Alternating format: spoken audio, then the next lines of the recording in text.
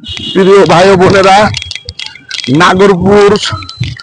নাগরপুর নয়ন খান Memorial উচ্চ বিদ্যালয় বৃক্ষরোপণ চলতেছে। আমাদের মাঝে উপস্থিত আছেন সাবেক মন্ত্রী নূর মোহাম্মদ খান।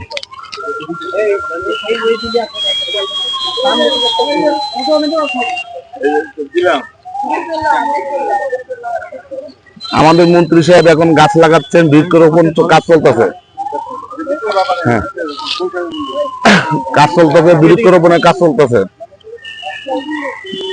টাঙ্গাইল জেলা নাগরপুর থানা নয়ন খান উচ্চ মেমোরিয়াল বিদ্যালয়।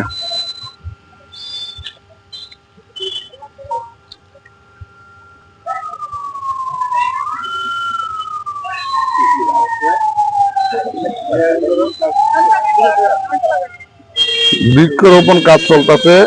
উপস্থিত আছেন প্রধান শিক্ষক মুনসুর আলী, আরো উপস্থিত আছেন ব্যারিস্টার নুসরাত খান।